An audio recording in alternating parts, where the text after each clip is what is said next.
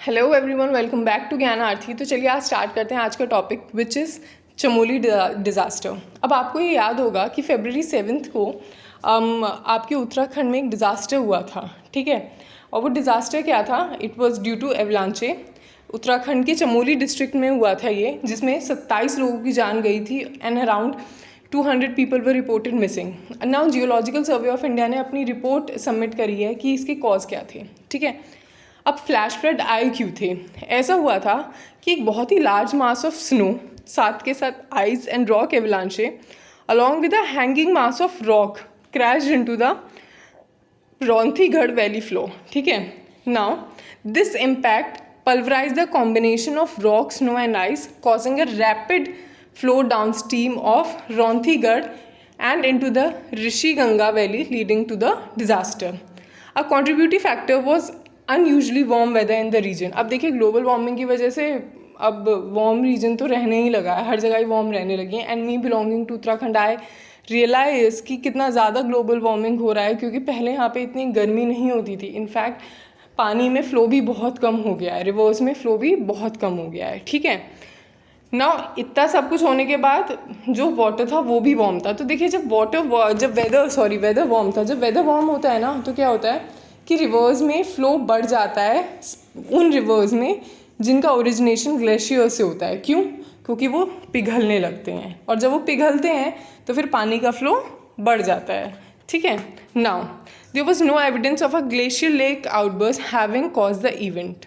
अब geological survey of India का कहना है कि कोई ग्लेशियर लेक आउटबर्स्ट नहीं हुआ है, और रीज़न ये है जो इन्होंने बताया ऊपर। अब देखते हैं ग्लेशियर लेक आउटबर्स्ट फ्लड क्या होता है। What is glacier lake outburst flood? अब देखिए ये आप देख रहे हैं जो मैंने फ़ोटो लगाई है, इसमें ये ग्लेशियर लेक है। It is an outburst that happens when a dam containing a glacier lake fails.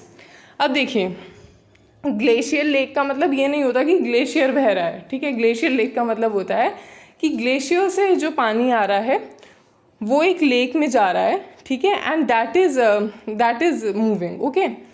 Now what happened on 7th February? A glacial break in the Tapovan rainy area of Chamoli district of Uttarakhand led to massive flash flood in Dhauli Ganga and Alaknanda river, damaging house on the nearby Rishi Ganga power project. अब basically जो बताया गया था कि 7th को क्या हुआ है वो ये था कि ग्लेशियर ब्रेक हुआ था तपोवन रानी एरिया ऑफ चमोली डिस्ट्रिक्ट में, उत्तराखंड में। उसकी वजह से मैसिव फ्लैश फ्लड आया धौली गंगा में और अलकनंदा रिवर में, ठीक है, जिसकी वजह से काफ़ी सारे हाउस डैमेज हो गए और ऋषि गंगा पावर प्रोजेक्ट पे भी काफ़ी असर पड़ा। अब features of glacier lake outburst flood, features क्या होते हैं? They involve sudden and sometimes cyclic release of water. They tend to be rapid events lasting hours to days, बहुत ही रैपिड होता है, ठीक है। They result in large downstream river discharges which often increase by order of magnitude, वो बढ़ता जाता है। Reason of glacier lake outburst, सबसे पहला है इरोजन, सेकेंड है अ buildup of water pressure, third is an avalanche of snow और rock, fourth is an earthquake under the ice, and fifth is a massive displacement of water in a glacial lake when a large portion of an adjacent glacier collapses into it. Okay, तो reason क्या क्या होते हैं? सबसे पहले तो आपका erosion हो गया, फिर जैसे एक जगह पानी इकट्ठा होता जा रहा है, प्रेशर बिल्डअप होता जा रहा है, तो क्या होगा, एकदम जब रिलीज़ होगा तो बहुत मैसिव होगा ना। एन एवलांचे ऑफ स्नो और रॉक।